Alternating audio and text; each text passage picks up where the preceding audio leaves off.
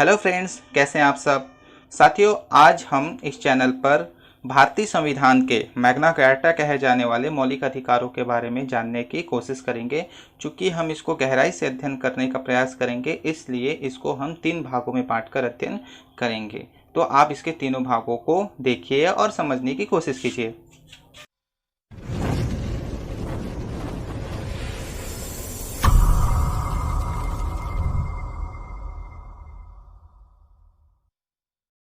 जैसा कि आप सबको पता है कि हम लोगों को प्रमुख रूप से 3 अधिकार मिले हुए हैं: मानव अधिकार, कानूनी अधिकार और भारतीय संविधान के द्वारा प्रदत्त मौलिक अधिकार। चलिए इसी मौलिक अधिकारों को विस्तृत रूप से जानने का प्रयास करते हैं। आज हम पढ़ाई कर रहे हैं। तो भारतीय संविधान जो है ना, वो भारतीय संविधान भारत के नागरिकों को बहुत सारे मौलिक अधिकार प्रदान करते हैं। ठीक है, ये भारतीय नागरिकों के मूल अधिकार हैं। अब मूल अधिकार कौन कौन से हैं इसके बारे में हम थोड़ा सा आगे चर्चा करेंगे। लेकिन आपका जो मौलिक अधिकार है ना, उस मौलिक अधिकार के बारे में कुछ महत्वपूर्ण जानकारी हम सबसे पहले जानते हैं कि मौलिक अधिकार जो है वो मौलिक अधिकारों को अमेरिका के संविधान से लिया गया है। मैं जब आपको संविधान पाठ पढ़ा रहा था तो उसके विदेशी स्रोत के बारे में बता रहा था। तो मौलिक अधिकारों को लिया गया है अमेरिका के संविधान से। ठीक है, इसका वर्णन जो है वो भारतीय संविधान में भाग 3 के अनुच्छेद 15 से लेकर 35 में इसका वर्णन किया गया है। अनुच्छेद मैंने बताया था नियम। ठीक है, मैंने बताया था 395 प्रकार के नियम है। उन नियमों को विशेष समूह बनाकर रख दिया गया है जिसको कहा जाता है भाग। तो इसका वर्णन जो है वो संविधान के भाग 3 के अनुच्छेद 12 से लेकर के 35 में वर्णन है कि भारतीय नागरिकों को कौन कौन से मौलिक अधिकार प्राप्त होंगे। ठीक है, अगला है कुछ महत्वपूर्ण तथ्य में कि संसद को यह अधिकार है कि वो मौलिक अधिकारों में कुछ परिवर्तन कर सकती है, या मौलिक अधिकारों में कुछ चीज नया जोड़ सकती है, या मौलिक अधिकारों में कुछ नया घटा सकती है ना। मतलब जो पहले से मौलिक अधिकार है उसमें जोड़ने और घटाने का काम या उसमें किसी प्रकार से संशोधन करने का जो काम है वो भारतीय संसद को प्राप्त है। इसके अलावा है राष्ट्रपति जो है ना, वो अपने शक्ति का प्रयोग करते हुए मौलिक अधिकारों को कुछ समय तक निलंबित कर सकती है। कुछ समय तक निलंबित करने का मतलब है कि मौलिक अधिकार से आपको वंचित कर सकती है। जैसे कि अभी आप सबको पता है, अभी कोरोना काल चल रहा है। ठीक है, और इससे पहले आप लोग देखे होंगे कि मार्च अप्रैल में क्या हुआ था। 21 दिन के बाद 45 दिन का पूरा भारत भर में पूरा भारत बंद था। ठीक है, भारत बंद था तो क्या हुआ था, अपना बाहर निकल सकते थे, न कहीं घूम सकते थे, न किसी के साथ बाहर निकल के बात कर सकते थे। तो ये कुछ समय के लिए आपके जो मौलिक अधिकार है उस मौलिक अधिकारों को रोक दिया गया था, मौलिक अधिकारों से आपको वंचित कर दिया गया था। जब भी कभी आपातकाल की बात होती है, देश में आपातकाल, वित्तीय आपातकाल, युद्धकालीन आपातकाल या संवैधानिक आपातकाल जब लगती है ना, तो मौलिक अधिकारों को क्या कर दिया जाता है, कुछ समय के लिए रोक दिया जाता है। तो राष्ट्रपति को यह अधिकार है कि आपके मौलिक अधिकारों को कुछ समय के लिए वह रोक दे। इसके अलावा एक महत्वपूर्ण बात यह है कि मूल संविधान में जब लिखा गया था और भाग 3 में जब इसको दर्शाया गया था ना, तो भाग 3 में जब मौलिक अधिकार की बात कही गई थी तो उस समय तत्कालिक रूप से 7 मौलिक अधिकार थे। ठीक है, कितने मौलिक अधिकार? 7 मौलिक अधिकार। लेकिन वर्तमान में मौलिक अधिकारों की जो संख्या है वो है केवल 6। तो एक मौलिक अधिकार को, ठीक है, 44वें संविधान संशोधन, मतलब जब 44वां बार संविधान का संशोधन हुआ, संविधान में परिवर्तन हुआ, कुछ चीज हटाया जोड़ा गया, ठीक है, तब 1978 में, याद रखेंगे 44वें संविधान संशोधन 1978 में संपत्ति के अधिकार को हटा दिया गया। संपत्ति का अधिकार मतलब क्या हुआ, ये मौलिक अधिकार नहीं है। अगर एक बाप, अपना एक पिता अपने बच्चे को किसी कारणवश अपनी संपत्ति में हक नहीं देना चाहता तो साफ साफ बोल सकता है, भैया कि मैं तुम्हें अपनी संपत्ति में हक नहीं दूंगा।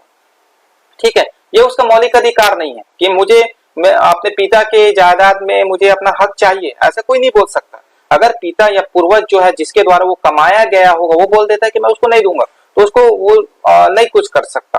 ठीक है, तो इस संपत्ति के अधिकार को ना मौलिक अधिकार से हटाकर क्या किया गया, उसको अनुच्छेद 300A में जोड़कर उसको कानूनी अधिकार का दर्जा दे दिया गया। कानूनी अधिकार का मतलब मैंने कहा कि अगर एक पिता जो है अपने बच्चे को संपत्ति में हिस्सा नहीं देता तो एक मौलिक अधिकार नहीं है। ठीक है, लेकिन उसका बेटा जो है अपने पिता के खिलाफ कानूनन रिपोर्ट दर्ज करवा सकता है, FIR दर्ज करवा सकता है कि मेरे जो पिताजी हैं वो मुझे अपने पैतृक जायदाद, जो उनका खुद का जायदाद है, उनमें से हिस्सा नहीं दे रहा है, तो इसको संपत्ति के अधिकार को मौलिक अधिकार से हटाकर कानूनी अधिकार दे दिया गया, जिसको अनुच्छेद 300A में जोड़ा गया। ठीक है, अब ये जो आपके मौलिक अधिकार है ना, जो भाग 3 में है, उसको भारत का मैग्ना कार्टा कहा जाता है। याद रखिए, मैग्ना कार्टा का मतलब होता है अधिकारों का प्रपत्र। ठीक है, अधिकार प्रपत्र। आजकल विश्व में जब भी किसी को अधिकार देने की जब बात होती है ना, तो उसको कहा जाता है मैग्ना कार्टा। ठीक है, अब ये मैग्ना कार्टा क्या चीज है, तो मैग्ना कार्टा के बारे में आपको थोड़ा सा बताता हूँ। मैग्ना कार्टा जो है ना, वो ब्रिटेन की अवधारणा है। ठीक है, ब्रिटेन की अवधारणा का मतलब क्या है, ब्रिटेन में भी पहले गुलामी प्रथा बहुत ज्यादा चलता था। ठीक है, बंधुआ मजदूरी बहुत ज्यादा चलती थी, गुलामों की तरह वहां पर लोगों को क्या किया जाता था, गुलामों की तरह उसमें ट्रीट किया जाता था, उनके साथ व्यवहार किया जाता था, उनको किसी भी प्रकार से कोई अधिकार नहीं थे। धीरे धीरे अधिकार मिलना शुरू हुआ।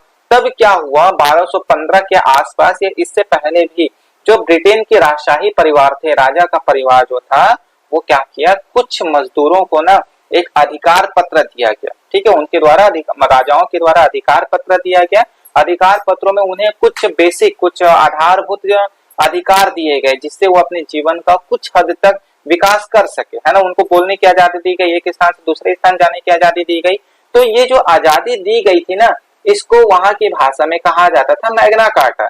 तो सबसे पहले गुलामों को जो, या श्रमिकों को जो, या मजदूरों को जो अधिकार दिया गया था ना, वो ब्रिटेन के राजशाही परिवारों के द्वारा दिया गया था, इसलिए इसको कहा जाता था मैग्ना कार्टा। ठीक है, इसको मैग्ना कार्टा कहा जाता था। अब भारत का मैग्ना कार्टा अगर आपको कोई बोल दे, तो भारत का मैग्ना कार्टा जो है वो भारतीय संविधान के भाग 3 के अनुच्छेद 12 से 15 जो मौलिक अधिकार है, उस मौलिक अधिकार को भारत का मैग्ना कार्टा कहा जाता है। याद रखिए। ठीक है, अब हमारा जो भारतीय संविधान है ना, वो भारतीय संविधान भारतीय नागरिकों को कुछ मूल अधिकार देते हैं। ठीक है, तो मूल अधिकारों को पढ़ने से पहले आपको इसका एक वो याद होना चाहिए कि किस प्रकार से मौलिक अधिकार हमें प्राप्त है, एक सीक्वेंस याद होना चाहिए। ठीक है, किसके बाद कौन सा है, तभी आप थोड़े से अच्छे से समझ पाओगे।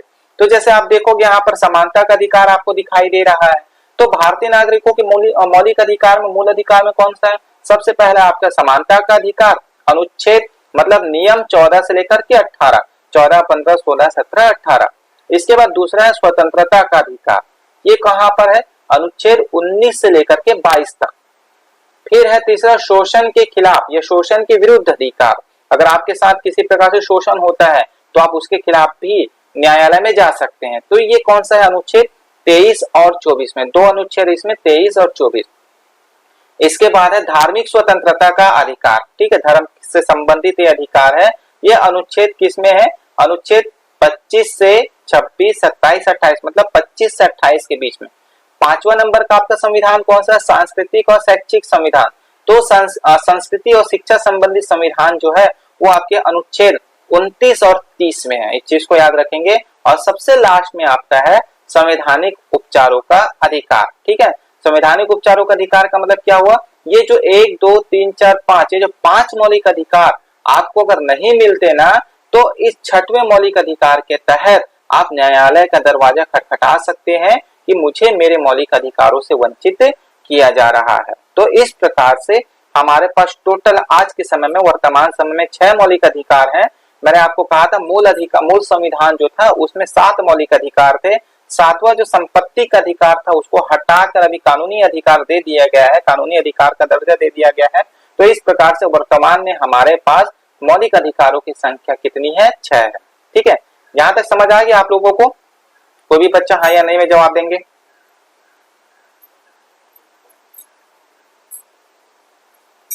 गुड, चलिए आगे बढ़ते हैं। ये तो कुछ महत्वपूर्ण तथ्य हो गए। अब देखो मौलिक अधिकारों के विकास के बारे में हम चर्चा करते हैं। तो मौलिक अधिकार आखिर आया कहां से, क्यों मौलिक अधिकारों की हमें जरूरत पड़ी? तो मौलिक अधिकारों की जरूरत हमें इसलिए पड़ी क्योंकि जब हमारा देश जो है ना गुलाम था, तो हमारे साथ बहुत ज्यादा अत्याचार होते थे। आगे हम पढ़ेंगे, जब इतिहास खंड का अध्ययन करेंगे तो हम उसमें पढ़ेंगे। हमारे देश में सभी लोगों को, हम खुद भारत के नागरिक होकर हमें यहाँ पे बहुत सारे अधिकारों से वंचित रख दिया जाता था, है ना। पूरा का पूरा जो शासन था वो ब्रिटिशर्स के द्वारा, अंग्रेजों के द्वारा किया जाता था। तो सबसे पहले 1978 नहीं है ये, सबसे पहले 1928 में, ठीक है, सबसे पहले 1928 में मोतीलाल नेहरू मतलब पंडित जवाहरलाल नेहरू के पिताजी, पंडित जवाहरलाल नेहरू के पिताजी मोतीलाल जो नेहरू है, वो मोतीलाल नेहरू ने सबसे पहले मौलिक अधिकारों का जिक्र किया गया था कि हमें भी मौलिक अधिकार की प्राप्ति होनी चाहिए। ठीक है, अंग्रेजों ने उस समय उसको ज्यादा ध्यान नहीं दिया। उसके बाद क्या हुआ, पंडित जवाहरलाल नेहरू ने जब कराची का अधिवेशन का मतलब होता है बैठक, ठीक है, आपको पता है कांग्रेस जो था मतलब बहुत पहले में जगह जगह पर वो बैठकों का आयोजन करती थी, नहीं बैठकों को या मीटिंग को कहा जाता था अधिवेशन। तो पंडित जवाहरलाल नेहरू ने 1931 को कराची अधिवेशन में भी मौलिक अधिकारों के बारे में चर्चा की थी कि ये हमें प्राप्त होना चाहिए। ठीक है, उस समय भी इसको ज्यादा तवज्जो नहीं दिया गया। 1935 का जो अधिनियम है, मैंने आपको बताया था बहुत पहले, उसमें कुछ कुछ अधिकार दिए गए, लेकिन पूर्ण रूप से मौलिक अधिकार ब्रिटिशर्स के द्वारा, अंग्रेजों के द्वारा हमें नहीं दिया गया। उसके बाद क्या हुआ, जब देश आजाद होने वाला था ना, जब वहां पर जुलाई में अंग्रेजों के द्वारा बोल दिया गया था कि हम भारत को छोड़कर जाएंगे, अब भारत में ज्यादा समय तक हम शासन नहीं करेंगे, तो ये तेज बहादुर सप्रू करके एक नेता थे, उस नेता ने 1945 में, ठीक है, 1945 में एक बार फिर मांग उठाई, जिसको उस समय के तत्कालिक जो अंतरिम सरकार है या जो अंग्रेज शासक है उसको मान लिया, और उसने कहा कि ठीक है, आपको मौलिक अधिकार की प्राप्ति होनी चाहिए और आप लोगों की स्वतंत्रता के लिए, उनके सर्वांगीण विकास के लिए आप मौलिक अधिकार संविधान में आप ऐड कर सकते हैं या जोड़ सकते हैं। तो इस प्रकार से मुख्य रूप से मोतीलाल नेहरू, पंडित जवाहरलाल नेहरू और तेज बहादुर सप्रू जो है, उनके कार्यकाल में संविधान जो है, संविधान में मौलिक अधिकारों की बातें चली और तेज बहादुर सप्रू के कार्यकाल में मौलिक अधिकार जो है संविधान में जोड़ा गया। ठीक है, चलिए अब हम देखते हैं हमारे मौलिक अधिकार।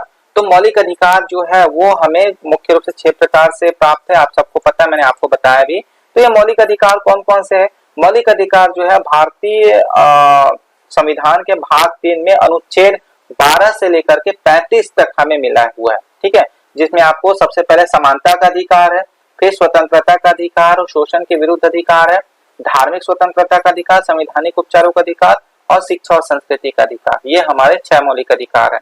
तो चलिए ठीक है, हम इन 6 मौलिक अधिकारों को ना अनुच्छेद वाइज, मतलब पूरे नियम के हिसाब से हर अनुच्छेद के बारे में चर्चा करते हैं और कुछ जानने की कोशिश करते हैं। ठीक है, तो सबसे पहले अनुच्छेद मैंने बताया ना 12 से लेकर के 35 तक, 12 से 35 तक तो हमें अनुच्छेद प्राप्त है, लेकिन इनमें प्रमुख रूप से हमें 14 से लेकर के जो 32 तक है वही हमारे मूल अधिकार, जिसकी हम मांग कर सकते हैं, डिमांड कर सकते हैं, सरकार से लड़ सकते हैं। लेकिन ये 12, 14 और 33, 34, 35 जो है ना, ये हमारे अधिकार तो हैं, लेकिन हम क्या एकदम से उसको मांग नहीं सकते, है ना, सरकार के पास नहीं जा सकते। तो देखिए सबसे पहले हम 12 और 13 में क्या है, तो ये जो 12 है, अनुच्छेद 12 जो है ना, वो हमें क्या बताती है? अनुच्छेद 12 जो है, इसमें राज्य शब्द की व्यापक परिभाषा है। अभी हम देखेंगे पूरा अनुच्छेद जब पढ़ेंगे, 35 तक अनुच्छेद जब हम पढ़ेंगे, नियम जब पढ़ेंगे ना, तो उसमें हर अनुच्छेद में राज्य राज्य राज्य लिखा आएगा। तो ये आखिर राज्य है क्या? इसमें राज्य का मतलब हमारे आम बोलचाल की भाषा में राज्य का मतलब तो राज्य हुआ ना, छत्तीसगढ़ राज्य, मध्य प्रदेश राज्य, है ना, बिहार, उत्तर प्रदेश, ये राज्य हुआ। लेकिन संविधान की दृष्टि से राज्य जो है ना, वो बहुत ज्यादा व्यापक है। व्यापक मतलब बहुत विस्तृत है। अब इस राज्य में क्या क्या चीज आएगा? ठीक है, तो ये बोला गया है, इसमें राज्य शब्द की व्यापक परिभाषा का वर्णन है, जिसके अनुसार राज्य का अर्थ होगा संघ। संघ का मतलब हुआ केंद्र। ठीक है, पहला केंद्र। दूसरा राज्य का मतलब हुआ राज्य। राज्य मतलब वही आपके छत्तीसगढ़, मध्य प्रदेश, राजस्थान, ये राज्य मतलब आपके केंद्र हो गए, एक केंद्र, दूसरा केंद्र शासित प्रदेश। ठीक है, और जो हमारे 28 अभी राज्य हैं वो सब। ठीक है, ये हो गया। इसके अंतर्गत राज्य सरकार, ये भी राज्य कहलाएगी। संसद और विधानसभा, ये भी आपका राज्य कहलाएगा। ठीक है, स्थानीय निकाय, ग्राम पंचायत हो गया, जिला पंचायत हो गया, है ना, मतलब नगर पालिका, नगर निगम, ग्राम पंचायत, ये जितने भी है ये सब राज्य के अंतर्गत रहेंगे। और ऐसे व्यक्ति जो कानून का निर्माण करते हैं या कानून बनाते हैं, वो सब भी राज्य के अंतर्गत रहेंगे। मतलब जब हम राज्य की बात करेंगे ना, तो आपको उसमें राष्ट्रपति भी आएगा, उसमें आपके कलेक्टर भी आएंगे, उसमें आपके प्रधानमंत्री भी आएंगे, उसमें केंद्र सरकार आएगी, राज्य सरकार आएगी, संसद आएगी, विधानसभा आएगी। मतलब ऐसा वो हर संस्था जहां से किसी न किसी प्रकार से नियम कानून बनता है, वो सब राज्य की श्रेणी के अंतर्गत आएगा।